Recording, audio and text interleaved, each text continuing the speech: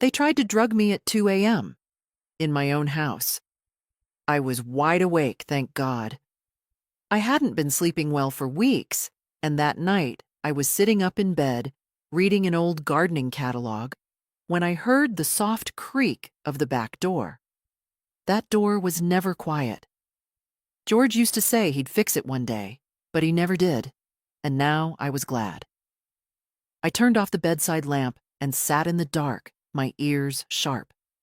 Someone was moving in the kitchen. Light steps. Purposeful. Not like a burglar. No. They weren't trying to be silent. They thought I was asleep. I picked up my phone and tapped the security app. Thank God for that little camera my granddaughter Lily installed last Christmas.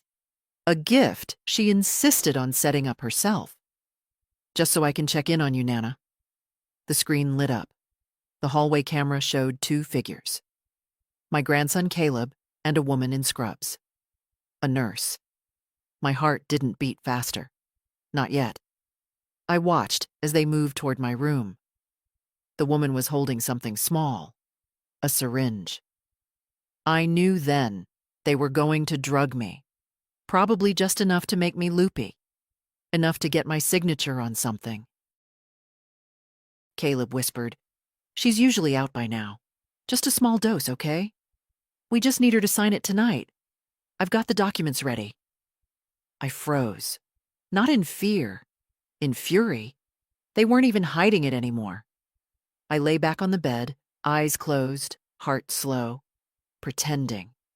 I felt the door open, just slightly. Heard the woman step inside. Smelled the faint odor of antiseptic. She leaned over me, and I let my breath slow to mimic sleep. Her fingers touched my wrist. "She's very still," she whispered. "Just do it," Caleb hissed. I felt the pinch, a needle, quick. I didn't flinch. The moment she stepped back, I exhaled, just slightly, and let my eyes flutter as if disturbed. "Hmm? Caleb?" He cursed softly. "It's okay, Nana. You were having trouble sleeping. This will help." "Why, what's this?" I mumbled, eyes half-lidded. "Just rest," the nurse said. Her voice was too smooth. Then they were gone, whispering down the hall. The front door clicked again. I sat up slowly. My arm tingled. Whatever they gave me, it wasn't enough. I hadn't swallowed anything, and the dose must have been minimal. Still, I felt the heaviness settle behind my eyes like storm clouds. I walked to the hallway, knees shaking slightly. The house was empty, cold. I went straight to the kitchen drawer and pulled out the USB stick I kept for Lily's school projects. Slid it into the back of the modem, downloaded the security footage, and transferred the file. Labeled it 2 a.m. attempt. I poured myself a glass of water with trembling hands and sat at the table. The same kitchen where I used to make Caleb blueberry pancakes every Saturday morning. The same Caleb who'd just tried to knock me out. My only grandson. George would have been furious. I sat for hours staring at the screensaver on my laptop. The video showed everything. Caleb unlocking the door, letting in the nurse, her prepping the syringe, the conversation. I rewound the moment he said it. "We just need her to sign it tonight." Sign what? I went to the living room, to the secretary desk I hadn't opened in years. The file folders were where I'd left them, all in George's handwriting. Insurance, will, property deed, all untouched. But there, on the coffee table, a folder I hadn't seen before. Light blue. Inside, a copy of my signature. Badly forged. On a financial power of attorney I'd never agreed to. My knees buckled. I sat hard in the old chair. Someone had already tried this before. Maybe when I'd been sick in the hospital back in March. That was when they'd first started helping with my mail. When John, my son, said, "Don't worry about the bills, Mom. We've got it covered." I didn't say a word the next morning. I didn't tell Lily. I didn't call the police. I just made myself tea, watched the sun rise, but something had cracked. And I knew this wasn't over. This wasn't just a mistake. This was planned. They wanted my signature. They wanted everything. And they thought I wouldn't notice, that I'd just go along quietly. They were wrong. I didn't sleep at all that night. The drug wore off by dawn, but the nausea stayed. I sat at the kitchen table in my robe, both hands wrapped around a mug of cold tea. I didn't drink it. I just needed something to hold on to. When the sun finally rose, the street outside was quiet. Just Mrs. Tiller's sprinklers starting their morning hiss. I watched the water catch the light, thinking of nothing and everything. It had been a long time since I'd truly felt alone. George was gone 8 years now, but this was different. Back then, I'd still believed in family, still believed that grief could bring people closer. It hadn't. Not really. John, my only son, stepped in quickly, helped with the accounts, the lawyer, the bank. "Just until you get back on your feet, Mom," he said. I got back on my feet. He never let go. It started small, taking over the bills, helping with online banking, bringing me papers to sign, saying, "It's just easier if I handle it." I didn't argue. My head was still full of grief, my legs still unsure. He was my son. Later, when I asked questions, I got answers too polished to trust. "Oh, it's just a routine transfer. I put some funds into a better account for you. No, we don't need to worry about those old life insurance forms. I already sorted them." He'd say it all with a smile, a gentle hand on my shoulder, a pat on the arm. But each time, something was taken from me. A detail, a number, a document. And then there was Caleb. He used to visit just to eat my peach cobbler and complain about his professors. He was always a sweet boy. Not the brightest, but kind. Or I thought so. But after George died, Caleb started showing up with questions that didn't sound like his own. "Do you still have your original will? What happens if you can't, think clearly anymore?" I chalked it up to curiosity. Maybe he was just worried. That's what I told myself. Until March. I'd had a small stroke. Just a blip, the doctor said. My speech was fine, memory intact, but I was dizzy for days. John rushed in, stayed at the house, took over everything while I recovered. That's when it must have started.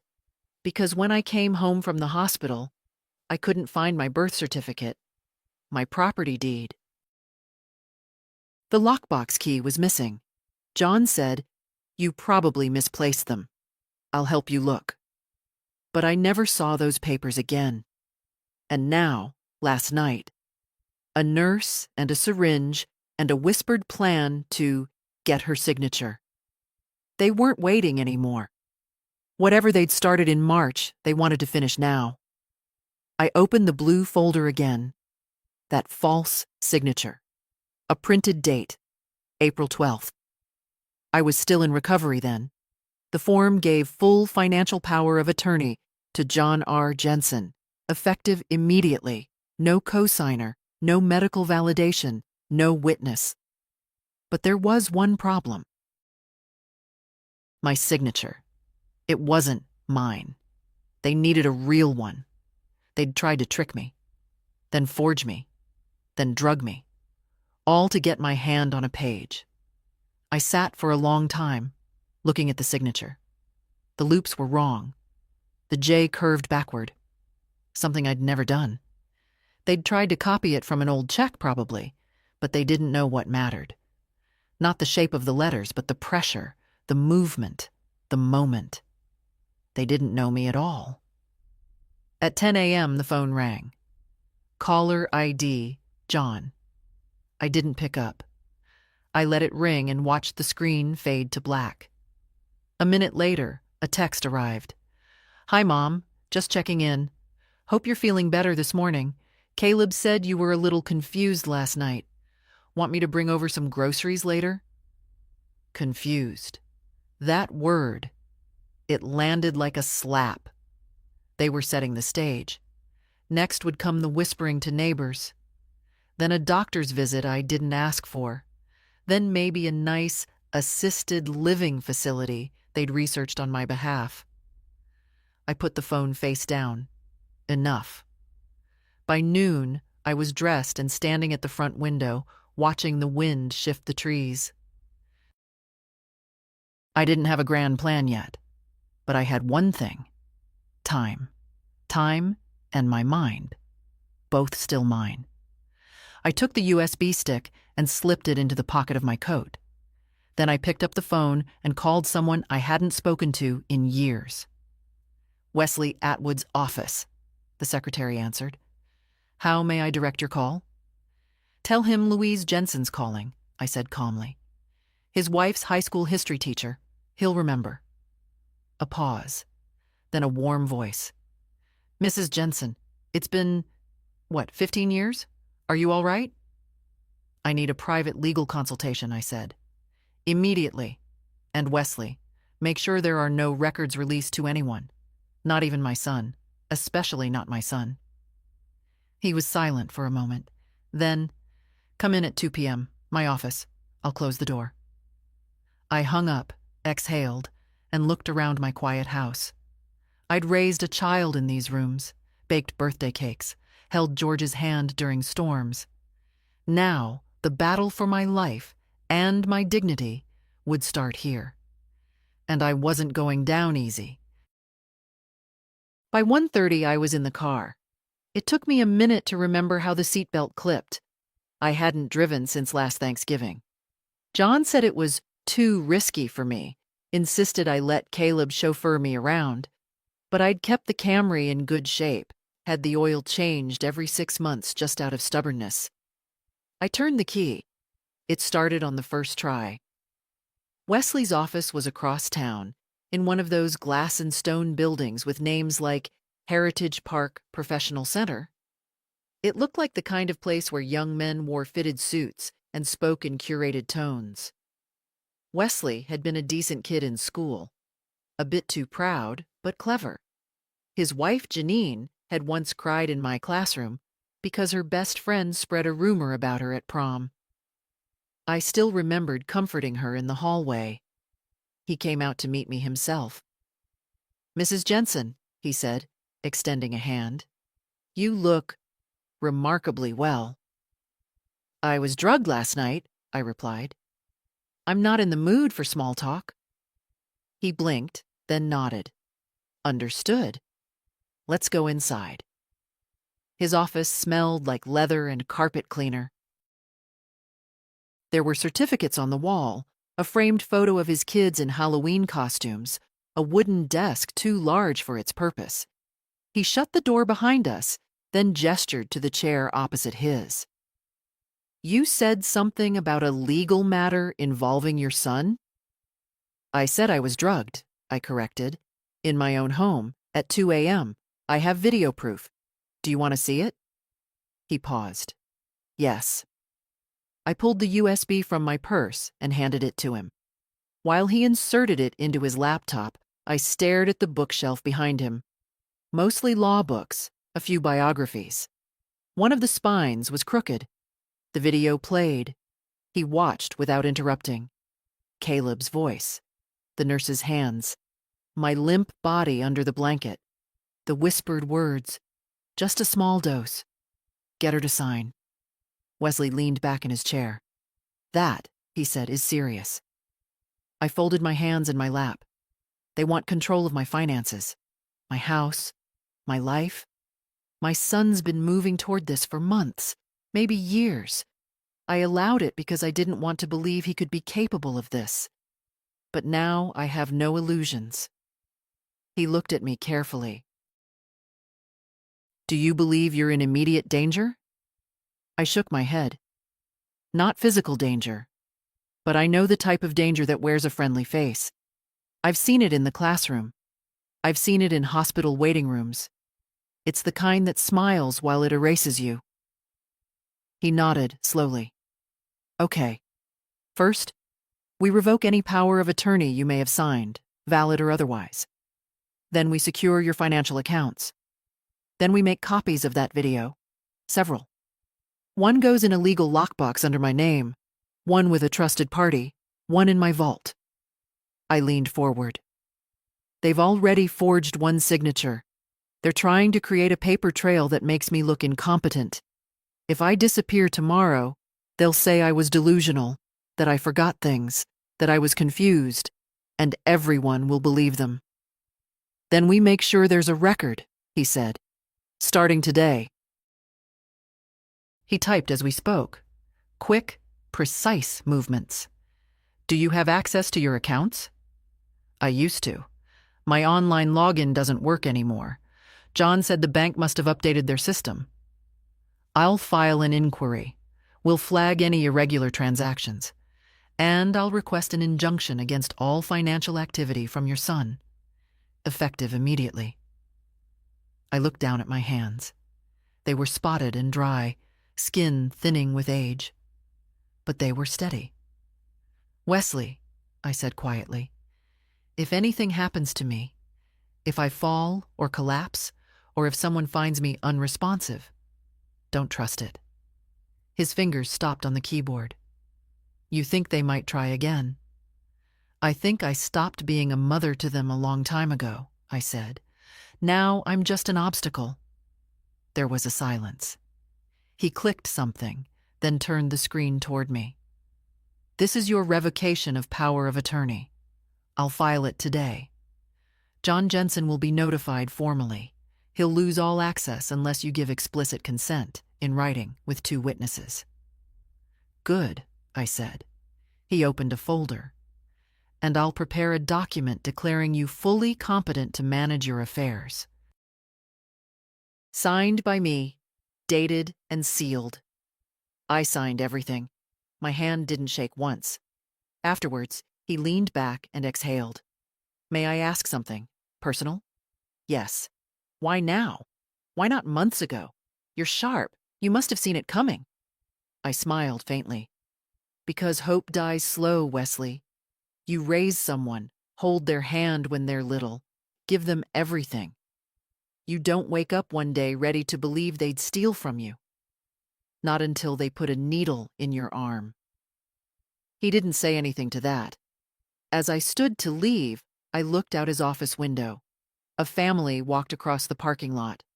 A woman in a suit, a man holding a child's hand. They were laughing. I'm not angry, I said. I'm not even hurt. Not the way you'd think. I'm just tired of being taken for granted. He nodded. I'll keep this file under lock and key. If anyone asks, we've never spoken. Thank you.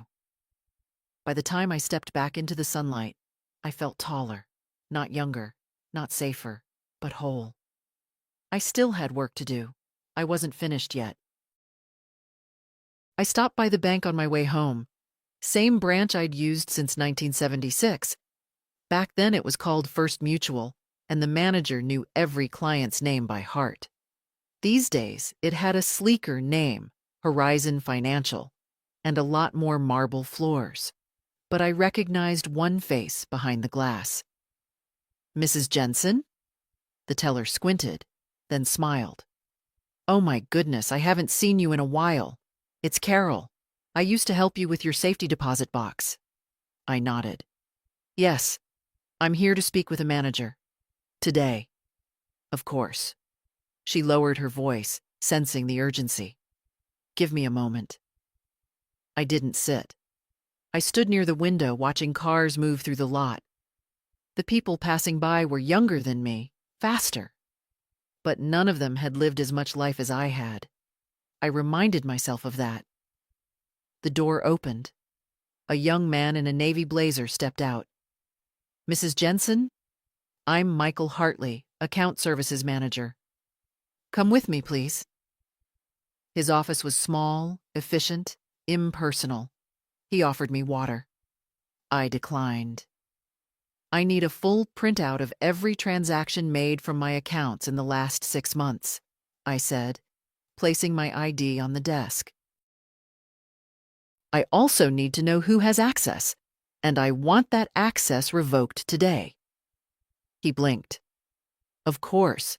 Let me just verify your credentials. I passed the secondary form of ID. He tapped on his keyboard, then frowned. It shows here that the online access was transferred to a joint profile, under a John Jensen. Is that your... My son, I interrupted. That transfer was made without my consent. Please mark it as disputed. He hesitated. Mrs. Jensen, we usually require written proof. I just came from my attorney's office. He's submitting documentation as we speak. You'll receive formal notice today. In the meantime, I expect these accounts to be frozen. I'm protecting myself from financial abuse. That word hit hard. Abuse. But it was the truth. He nodded slowly. I understand. Let me get your statements. He printed out stack after stack of paper. I sat there, flipping through them as the weight of each transaction settled like dust in my lungs. $8,000 wire to something called Pivotal Ventures. One $300 furniture store purchase. Caleb didn't even live here. $600 recurring payments to a private gym. $700 labeled home maintenance. I hadn't seen a single repair. And then the worst of it, transfers between my savings account and an account ending in 1198. That was mine. But these were withdrawals I never approved, all labeled routine transfers. Routine for who? Do you recognize any of these, Mrs. Jensen? I recognize theft, I said quietly. That's enough for today. Freeze it all. Yes, ma'am. He handed me the confirmation slip. I folded it neatly and tucked it into my purse. On my way out, Carol caught my eye again. Her smile faded when she saw my expression. Something told me word would get around. That evening, I sat at my kitchen table, sorting papers into 3 piles: legal, financial, and personal. I wrote dates on each folder, added notes, clipped receipts. Years ago, George used to tease me about my labeling habit, said it made the kitchen feel like a post office. But now, it was the only thing keeping me from drowning in chaos. At 7 p.m., the doorbell rang. I stood still, spine straight. No one called to say they were coming. I hadn't told anyone I'd be home. I opened the door. It was John. He had that face on, the one he used when trying to appear calm but was boiling underneath. The same expression he'd worn in high school when the principal called him in for cheating on his physics final. Hey, Mom, he said too brightly. Can we talk? I didn't step aside. You can talk from there. He glanced at the porch, uncomfortable. Caleb mentioned you were upset about something. There seems to be a misunderstanding. A misunderstanding? He sighed. Look, I know you're still recovering from the stroke and sometimes memory... Don't, I cut in. Don't you dare. His mouth snapped shut. I watched him shift his weight. Guilty feet. I know everything, John, about the documents, the forged signature, the money, and I know about the nurse last night. He went pale. What nurse? You drugged me. That's ridiculous, he said quickly. You were confused. I have it on camera. He froze. For the first time in a long time, I saw fear in his eyes. Not worry, not exasperation. Fear. I stepped forward, just enough to make him back away from the door. Your access to my accounts has been revoked. Legal action is pending. I've hired a lawyer. Everything you've done has been documented. He opened his mouth, but nothing came out. You wanted my signature? I said coldly. You'll get one. On a restraining order, if necessary. Mom? I am no longer your mom when it comes to finances, or trust, or forgiveness. He looked like he'd been slapped. I raised you, I said, voice low. I gave you everything. You took my grief, my silence, and you turned it into opportunity. I didn't mean, but you did. I stepped back inside and closed the door slowly. He didn't knock again. I didn't cry. Instead, I turned on the porch light, sat back down at my table, and continued sorting the papers. One page at a time, order was coming back, piece by quiet piece. The next morning, I woke up before the sun. My hands ached from sorting papers the night before, and the air had that early fall sharpness that seeps into the joints. I sat up slowly, letting the stiffness pass. Then I looked out the window. No sign of John's car. I hadn't expected him to show again so soon, not after the way I'd spoken to him. But I didn't trust him to stay away. The video file was still tucked safely into my sewing box, along with George's war medals and Lily's old Mother's Day cards. I didn't keep anything important in obvious places anymore. Not since the hospital stay. Not since things started going missing.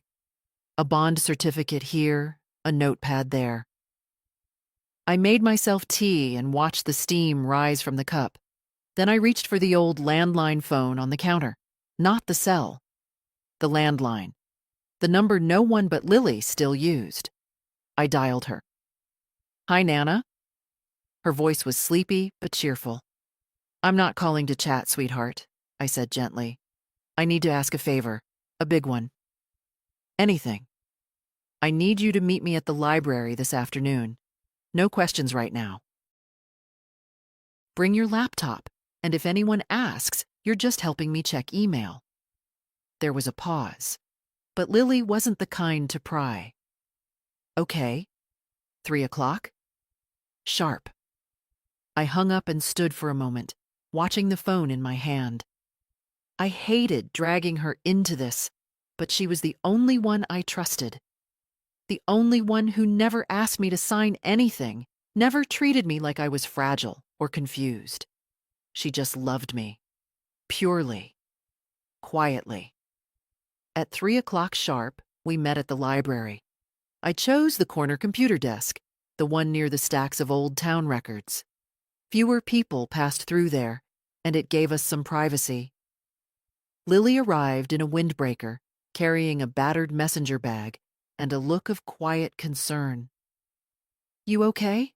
she asked softly. "I will be." I handed her the USB drive.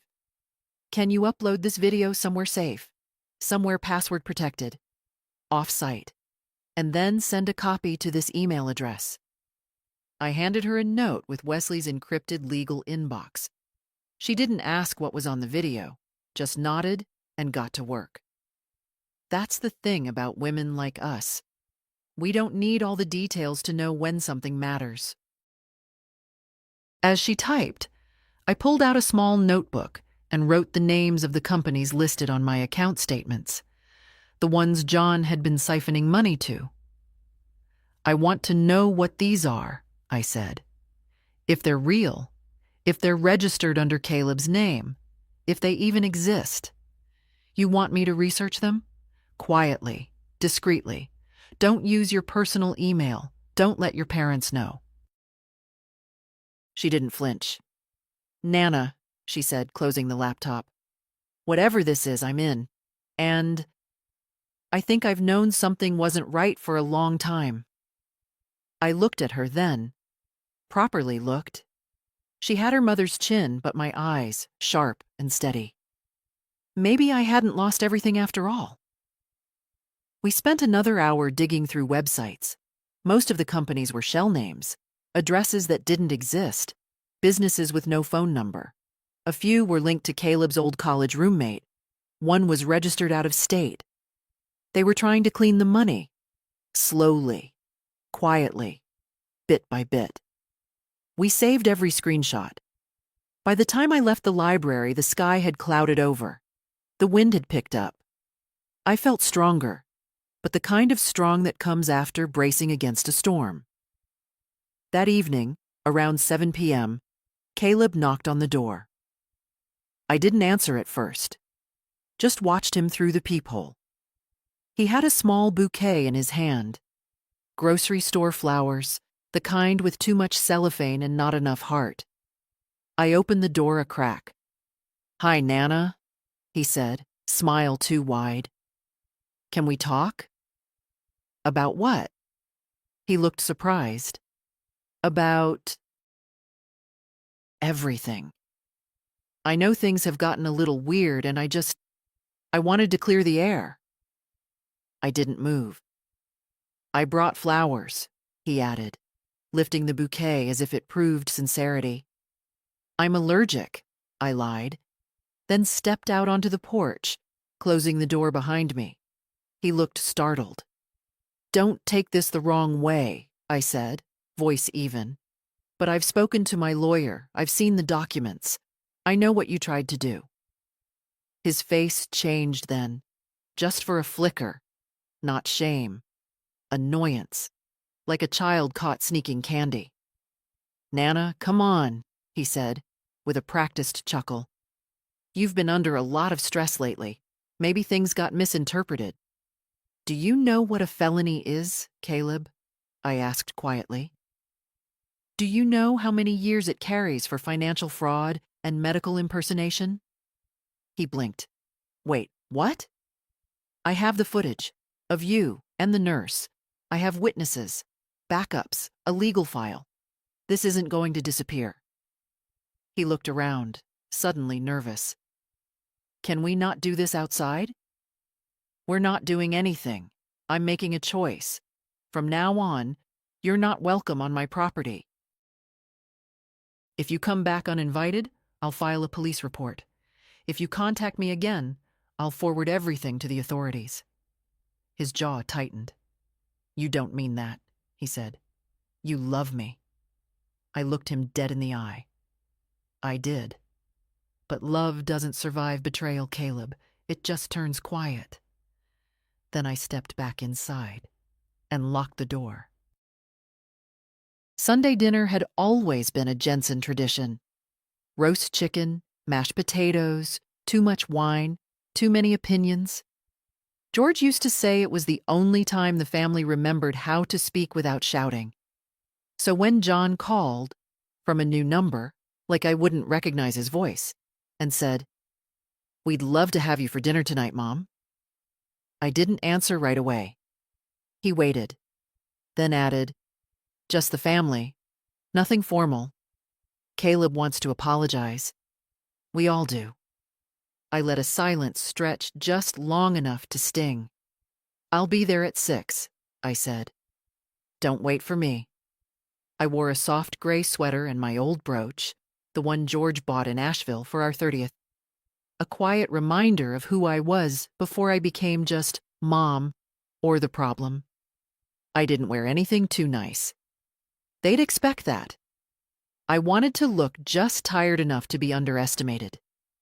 Their house hadn't changed. Vinyl siding, perfect lawn, overfed hydrangeas. John opened the door like a man who'd rehearsed humility in the mirror. "Hi, Mom," he said. "John." Inside, the air smelled like garlic and guilt. Caleb was in the kitchen, setting the table too carefully. Sarah, John's wife, was arranging sliced bread in a basket like she was auditioning for sincerity. "Mrs. Jensen," she said. She always called me that when she was trying to be polite.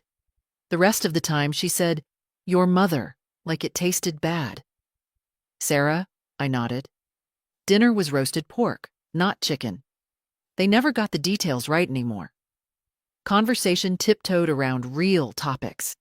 Caleb asked if I was feeling better. John said he was glad we could all move past the misunderstanding. I let them talk. Let them feel in control. I ate slowly. I watched. And I listened. To Sarah's mention of a possible investment opportunity. To Caleb saying he was thinking of moving out, maybe getting his own place. To John's casual remark, "Oh, Mom, that thing we talked about, the deed paperwork, we'll need your signature again soon, just some corrections." There it was. I took a bite of green beans. Chewed. Swallowed. "Of course," I said mildly. "Just send it to my lawyer." The room shifted. John smiled tightly. "You don't have to bring Wesley into everything." "I do now," I said. "You made sure of that." Silence. Sarah picked up her wine glass. "We're just trying to get back to normal, Mrs. Jensen." "There's no normal left," I said, evenly. "Only truth. And consequences." They didn't know what to do with that, so they smiled and cleared the plates. I left before dessert. In the car, I sat in silence for a long time. I hadn't raised my voice once. I hadn't made a scene. But I'd seen what I needed to see. They were still trying. Still hoping I'd slip. That I'd soften. Forget. Agree to something just for convenience. They didn't realize. I'd already buried the version of me who'd fall for that. They were eating dinner with someone new now. Someone watching. Counting. And ready. Lily came over Monday evening with a tote bag full of leftover soup and 2 little pastries from the cafe near her office. "I thought maybe you hadn't been eating right," she said, setting everything down on the counter like she'd done it 100 times before. "I eat just fine," I said, "but I won't say no to soup." She smiled, but didn't push. That's what I've always liked about her. She's not one of those girls who fills silence with noise. She lets things breathe. We sat at the table, the soup warming on the stove. Outside, the wind had started to pick up. Dry leaves clicking across the driveway like little feet trying to run away from something. She looked at me for a long moment, then finally said, "Is it all really as bad as I think it is?" I didn't answer right away. I reached for the sugar tin and took out the flash drive. I laid it on the table between us. "This is the only copy I didn't lock away," I said quietly, "and I kept it for one reason, so I could decide whether you were ready to see it." She didn't touch it. She just looked at me. "I'm not afraid of whatever's on it." "I know you're not." "But I'm not talking about fear. I'm talking about how once you see something clearly, you can't unsee it. It changes things." She nodded. "Things have already changed." I studied her face, the freckles, the strong chin, the worry she tried not to show. "Do you remember," I said softly, "when you were 9 and you asked me why your dad never came to my birthday parties?" She smiled faintly. "You said he had a busy job and was tired." That was only partly true. The truth is, he didn't want to come. He thought it was boring, that there were more important people to be around, more important faces to impress. "I always thought it was Mom," she said. "She never liked you much." "Oh, she didn't. But your father, he's not a victim of her. He's her match. Same priorities. Same blind spot for kindness." Lily was quiet. The soup started to bubble gently behind us. "Sweetheart," I said, "I need you to understand something. What's happening now? This isn't just about money. It's not just about papers or bank accounts or who signs what. It's about whether I exist as a person to them or just as a gate they need to get through." She nodded slowly. "And you don't think they'll stop?" "I know they won't." There was a long silence. Then Lily reached out and gently placed her hand over mine. "I want to help you, not just with tech stuff or errands. I want to do what they never did. Stand beside you, not over you." I looked down at her fingers. Strong, unpainted nails, no rings. A woman who didn't need to play roles to feel valuable. I believe you, I said simply. We had soup then. Thick, comforting, homemade. She'd always been good at making do with what she had. Another thing we shared. Before she left, she handed me a folder. I did what you asked. Those businesses, the ones from the statements, most are empty shells. One's registered in Nevada under Caleb's college roommate's name. Another is tied to a P.O. box in Florida. I opened the folder and scanned the pages. She'd printed everything. Screenshots, registrations, address histories. Clean, organized. You did all this in a day? I asked. She shrugged. You taught me to be efficient. I held the folder in my hands. It felt heavier than it was. You keep a copy? I asked. Of course. She hesitated at the door. Nana, are you going to take them to court? I didn't answer directly. I'm going to take back what they tried to steal, I said, and then I'm going to make sure they never try again. She nodded.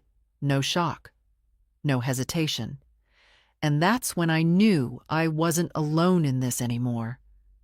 Not really. After she left, I placed her folder next to the one Wesley had started. 2 neat stacks. 2 lines of defense. Let them come. This time, I had something they didn't count on. A witness. And a granddaughter who didn't flinch. Wesley had already pulled the files when I arrived. 2 binders lay open on his desk, one marked Initial POA Attempt, and the other Banking Activity Disputed.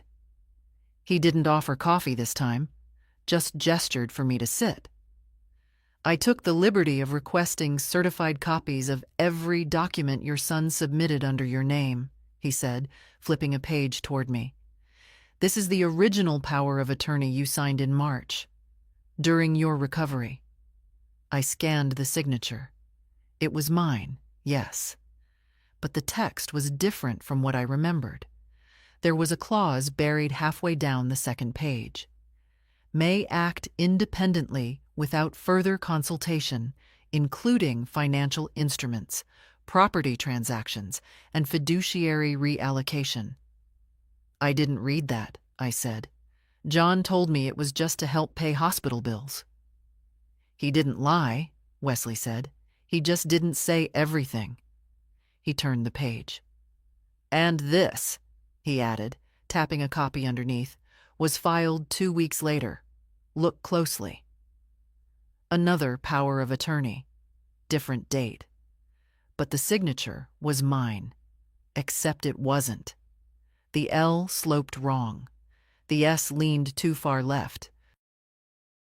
And most telling of all, the ink bled differently. A scanned signature, not a real one. He looked at me carefully. I can order forensic analysis, but it's already obvious. This is a forgery. I nodded. No surprise anymore, just confirmation. And the bank records? He pushed the second binder toward me. We flagged over $120,000 in questionable transfers. A portion went through a dummy company tied to Caleb's friend. The rest filtered through what appears to be a consulting firm owned by your son. On paper, it looks like you're paying him for services. What services? I asked, though I already knew. None. Not a single invoice. No agreement. Just lines on a spreadsheet with vague labels. I sat back, my hands resting on the table's edge. And that's enough to press charges? Wesley nodded slowly. More than enough, but here's where it gets delicate. If we go to court now, it's a full-scale family scandal. Media might pick it up. It's public record. You'll have to testify. I'm not afraid of court, I said. I know. But we can also send a cease and desist. Threaten formal charges unless they voluntarily return the funds and void all access. That might be cleaner, faster. And if they don't cooperate, then we proceed. I thought for a moment. Let's start with the letter. Give them a deadline. 10 business days? 3. He looked up. You're sure? I've been patient for 8 months. They get 3 days. Wesley smiled faintly and made a note. I'll write it today. Clear, specific, and firm. Make sure it mentions the footage, I added. Let them know we're not bluffing. Already included. He typed for several minutes while I reviewed the list of forged transactions again. Each one hurt in its own way. Not for the amount, but for what it meant. Trust eroded line by line. Love exploited in plain numbers. Before I left, I handed him Lily's folder. Supplemental research, I said. He flipped through it, eyebrows lifting. Impressive. She's thorough. She's her grandmother's girl. He laughed softly, then grew serious again. Louise, this isn't just a legal case. This is personal war. If you keep going, you don't get to go back to pretending everything's fine. I don't want to pretend, I said. I want to be free. He stood, extended his hand. Then let's get you free. As I left the office, the wind caught the edge of my scarf.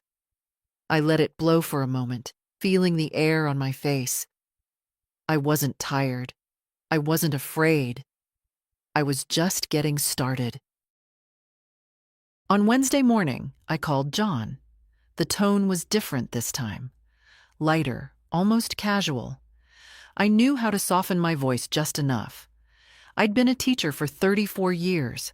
I knew how to make people believe what I needed them to. Hi, sweetheart, I said.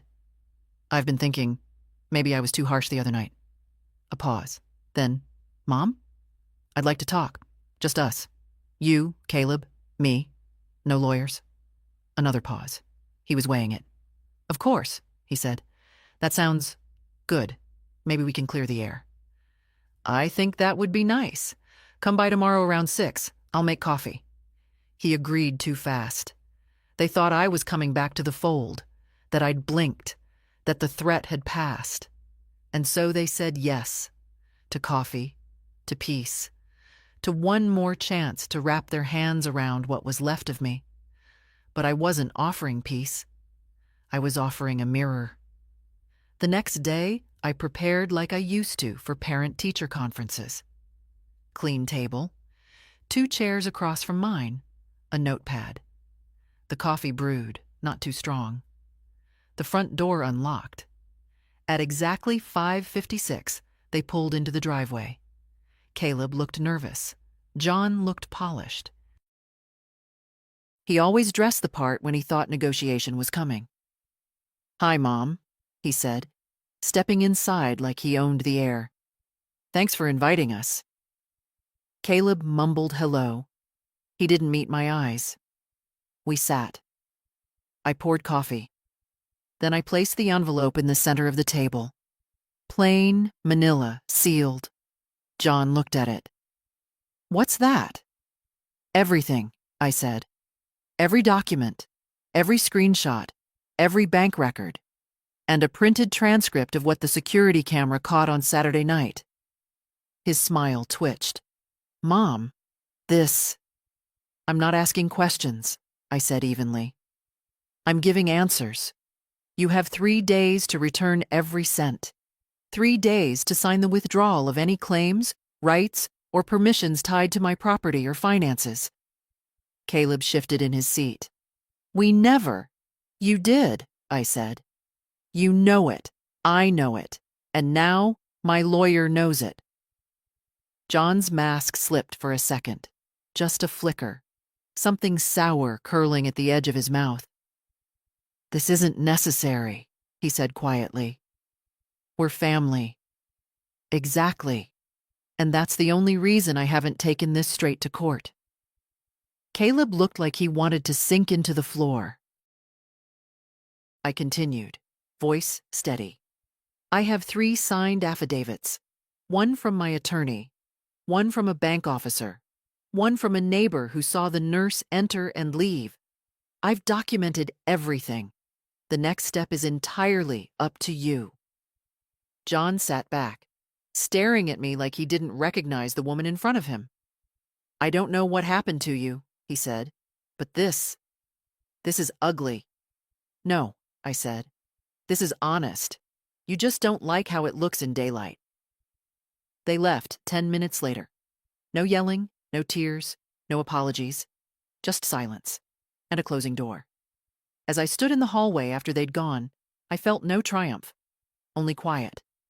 I hadn't won anything yet, but I'd made my line clear, and for the first time, I saw fear in their retreat. Not fear of punishment, fear of exposure, and that, I knew, was only just beginning.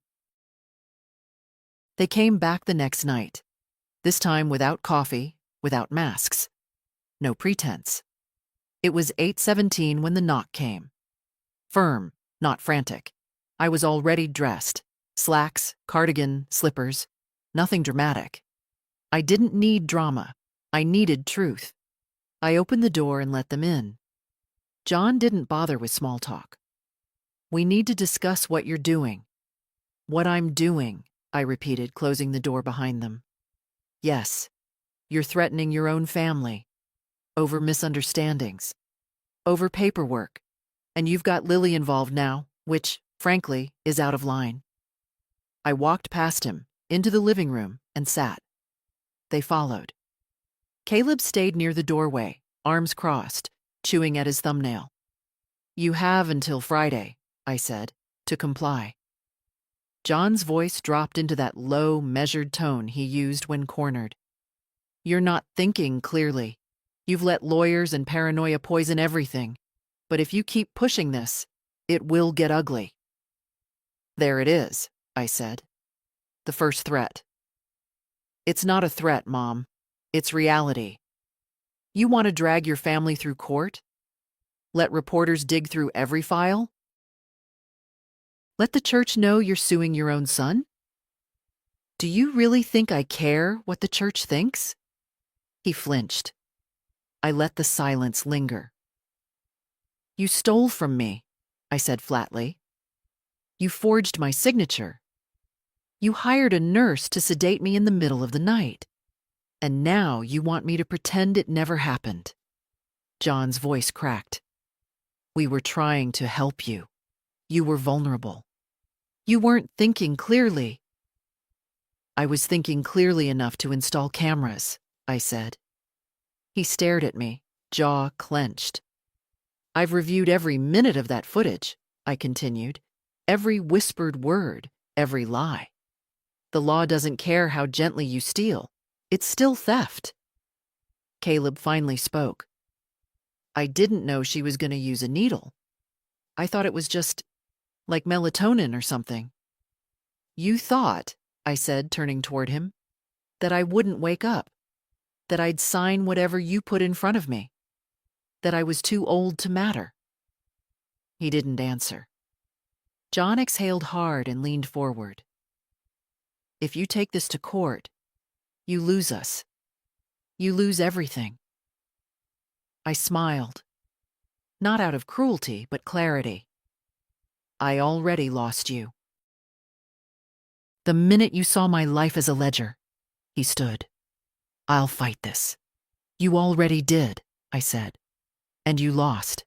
You just don't know it yet." He turned to leave, then stopped at the door. "You raised me to be strong." "No," I said quietly. "I raised you to be decent. You chose the rest." The door closed behind them harder than it needed to. I didn't get up right away. I let the silence settle over the room, like dust on old books. Then I walked to the filing cabinet, opened the bottom drawer, and pulled out the envelope I'd kept untouched until now. The one labeled "Public Copy." Inside, a flash drive.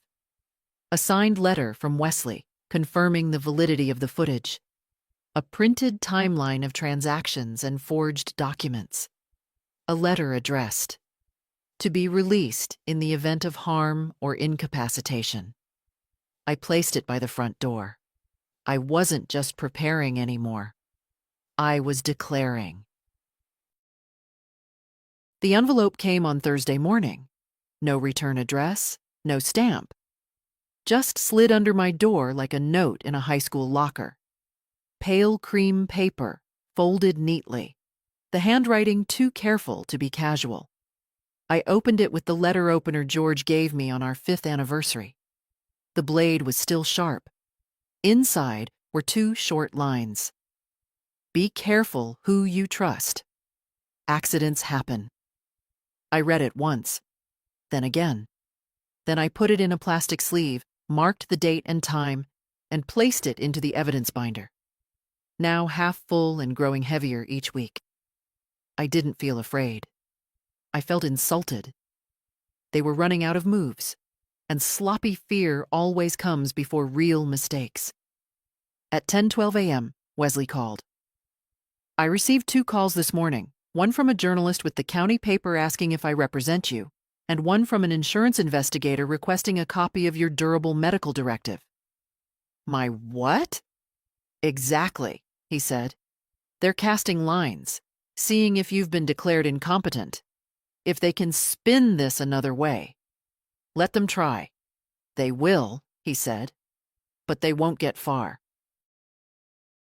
I've preemptively filed a protective statement with the court, reaffirming your capacity. You've passed every cognitive exam. You're sharp enough to put most people to shame. I smiled into the phone. Keep that on file. I already did. And Louise, there's something else. They'll start trying to turn this around in public. Whisper campaigns. Poor old woman, confused by greedy lawyers. They want to make it muddy. I know. I just want to be sure you're ready. I'm beyond ready, I said. I'm bored. He laughed. I'll draft the official complaint by Monday if they don't comply. They won't, I said, not without pressure. That afternoon, I called Margaret Lacey. Margaret was a retired reporter who now ran a small newsletter for the Historical Society. A smart woman with a nose for rot and no patience for polite silence. She once published a 3-part series on the mayor's cousin's embezzlement from the Veterans Fund. She never lost a lawsuit. Louise, she said when she picked up, I haven't heard that voice in years. I've got a story for you, I said, and receipts. Tell me everything. We met at her house an hour later. I brought a copy of the footage and a carefully marked file. She listened without interrupting, then looked me in the eye. Do you want this public? I want the truth in the open. Quiet justice doesn't work with men like John. She nodded. Then I'll run it in the Sunday edition. Full piece. No soft corners. She picked up her recorder. You ready to go on the record? I sat straighter in the chair. I was drugged at 2 a.m. in my own home by my grandson and a hired nurse so that I'd sign away everything I built. But I didn't. I was awake. I was recording. And now, I'm speaking. Margaret hit record. And I began. The article came out Sunday morning. Front page of the Society Bulletin. Then syndicated by a larger blog Margaret freelanced for. She sent me the draft the night before. I didn't change a word. The headline read, Elder Fraud, Family Lies. A Grandmother Fights Back. There was no photo of me, just my words, my voice, my truth. By noon, my landline rang 5 times. 3 were neighbors, polite, confused, wanting to check in. 1 was from the church. The voice was tight, polite. We're praying for you, Louise. And the 5th call was John. I didn't answer. At 1:34 p.m., I received a text from an unknown number. Why would you do this to us? I deleted it. They thought shame was still a weapon, that I'd feel embarrassed, exposed. But I wasn't the one hiding behind fake names and stolen dollars. By evening, Lily came by with a grocery bag and a tight smile. They're scrambling, she said, setting down a box of tea and a pack of shortbread cookies. Caleb deleted his social media. Dad tried to call me twice, then emailed some legal nonsense. Let him, I said. It's all noise. She pulled out her laptop. Margaret's piece is trending on the regional forum. A few lawyers are commenting, talking about power of attorney loopholes. Some survivors are sharing stories. One woman said her nephew forged her checks for 2 years before anyone believed her. I sat with that for a moment. Then, good. Let them speak. The next morning, Wesley called with a voice that held both amusement and steel. They called my office, he said. Tried to threaten me with a defamation suit. What did you say? I said, my client has documentation, timestamps, surveillance, and a sworn affidavit from a nurse who's willing to testify if subpoenaed. I sat straighter. The nurse? She was fired. Caleb didn't pay her what he promised. She's flipping. Does she admit to the injection? She admits to being asked. Claims she swapped the sedative for saline because she felt uncomfortable. I believed her. Not because she was noble, but because greed makes people sloppy. And someone like Caleb wouldn't have paid well or on time. Wesley continued, I suggest we file formal charges this week. Fraud, coercion, unlawful impersonation, abuse of legal authority. And we will. That night, I sat in my garden for the first time in weeks. The roses had gone dry at the tips, but the roots were fine. A little pruning, a little water, they'd come back. Like me. I didn't feel triumphant, just steady, grounded. Like I'd finally stopped bleeding from invisible wounds. This wasn't justice yet, but it was the beginning of it. And for the first time in months, I slept without checking the locks twice. The summons was served on a Thursday. John received his at 9:47 a.m., hand-delivered at his office. Caleb got his later that evening, at the apartment he shared with a girl who hadn't yet learned who he really was. They both signed. No protest. No calls. They knew. The charges were clear: fraud, forgery, attempted financial coercion, medical endangerment. Wesley had included everything, every form, every timestamp, every recorded word from that night. It was all there now, not just evidence. Truth in ink. That evening, I sat at the kitchen table, the documents spread before me like a map. It wasn't just about what they'd done, it was how long I'd let them. I stared at the folder labeled 2018-2024 and felt a strange kind of grief. Not for the money, not even for the betrayal, but for the years I'd let go by believing silence was safer than confrontation. It never was. I thought about how many times I'd downplayed the small things, missing mail, vague answers, that feeling in my gut when John deflected questions with too much warmth. How many women my age are told to let it go, to not make a fuss. How many of us vanish quietly in our own homes. That night, I opened a fresh notebook. Soft cover, thick paper, no lines, and I began writing not what they did, but what I remembered before all this. Before George died, before the hospital, before the mail started disappearing. I wrote about my classroom, the smell of chalk, the sound of 30 bodies settling into quiet at the start of an exam. I wrote about George's laugh when he burned toast, the way he always carried the groceries in one trip, no matter how heavy. I wrote about Lily, age 5, holding a robin's egg she'd found in the grass, whispering, I won't break it. These things, they were mine. No one had tried to take those. The next morning, Margaret called again. Her voice was sharp and electric. We've had 20 emails, she said. Women your age, older, some younger. Same story, different names. They're asking if you'll speak again, not about the crime, about the survival. I didn't answer right away. Louise? She asked. Would you? I'm not a speaker. You're already speaking. I looked at the notebook in my lap. The page was half full, the writing slanted. My hand wasn't as steady as it used to be, but the words came clean. I'll write something, I said. Good. Send it to me when you're ready. Later that afternoon, I walked to the mailbox, something I hadn't done in weeks without hesitation. The air smelled like dry leaves and cut grass. The breeze wasn't kind or cruel, just present.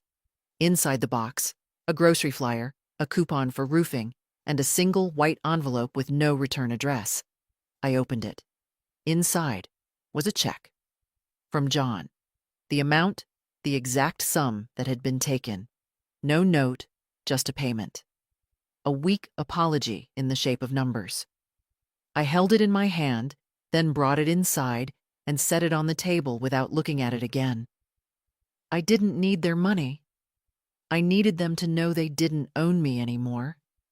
And now, they did. It had been 19 days since I filed the complaint. The silence from John and Caleb was loud, but not surprising. Their lawyer had responded through formal channels, short, defensive, packed with legal hedging. Wesley called it the noise before surrender. I just called it familiar. I'd stopped waiting for apologies. They weren't coming, and I no longer needed them. That Tuesday, I did something I hadn't done in over a year. I took the bus. Route 6, the long loop through town. I used to ride it every week, back when George was still alive. He loved to read the paper on the way, nodding to strangers like they were old friends. The driver was different now, younger, polite. He didn't ask where I was headed. I got off at the last stop before the high school. The building hadn't changed. Same low windows, same flagpole that leaned just slightly. I didn't go inside. I just stood across the street, looking at the place I'd given 34 years to. I could almost hear the bell ringing. It wasn't nostalgia I felt. It was recognition that I had existed long before John or Caleb ever needed me for anything. That I had been someone, with authority, with rhythm, with purpose. And I still was. Afterward, I walked 2 blocks to a small coffee shop I used to visit. It had new owners, new wallpaper, but the scones were the same.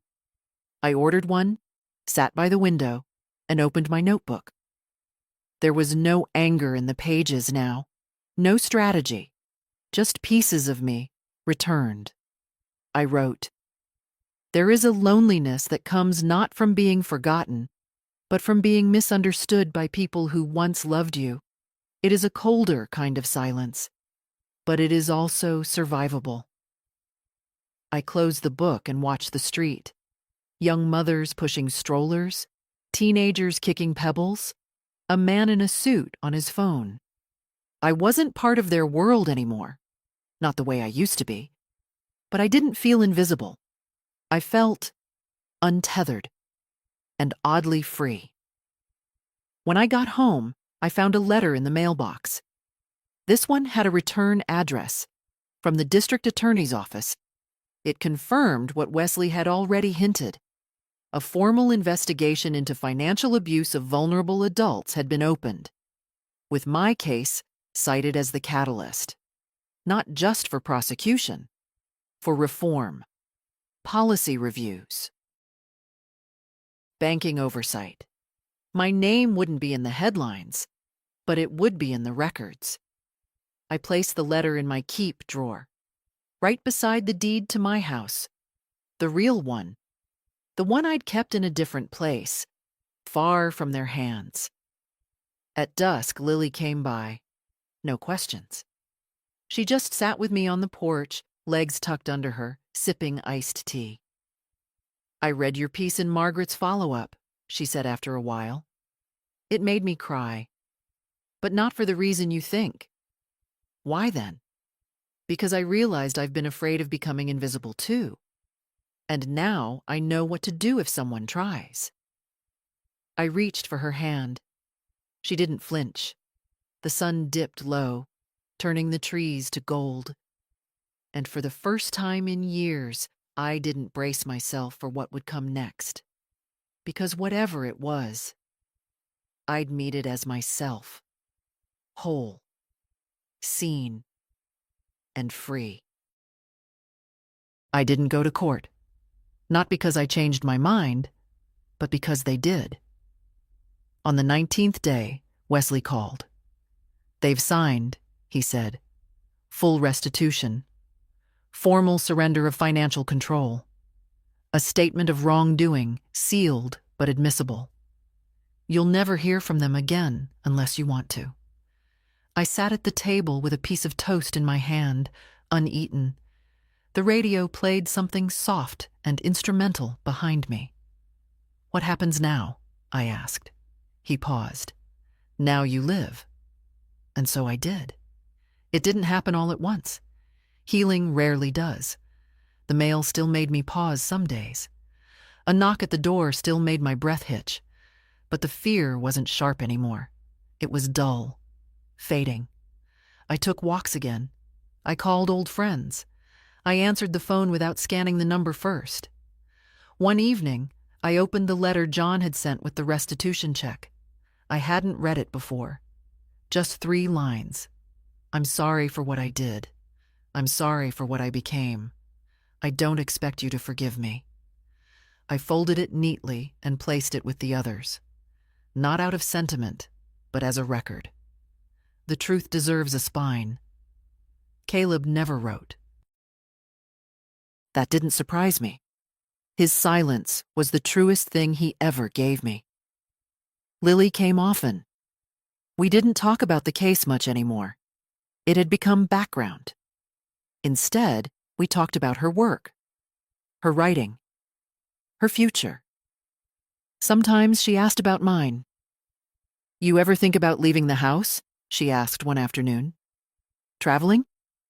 I looked out the window. "Not yet. This house still has my breath in the walls." She understood. One night, I sat down at my desk with the notebook I'd filled across those long weeks, the one that held pieces of me. I didn't write anything new, I just read. And when I closed it, I didn't feel small. I felt returned. I felt mine. Not anyone's mother. Not anyone's property. Not anyone's burden to manage or steal from, or quiet. Just Louise. That Sunday, Margaret published one last piece, a short one, titled "The Ones Who Fought Back." It wasn't just about me. She'd spoken with others, women, mostly. All with stories. All with names that had been whispered too quietly for too long. I read it once, then again. And then I went outside and cut the last of the hydrangeas, the ones George planted in '89. The ones I almost let die. They bloomed that year brighter than I remembered, like they were waiting, like I had been.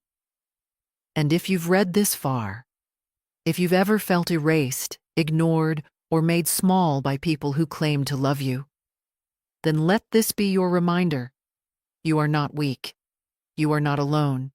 And it is never too late to take yourself back. Share this.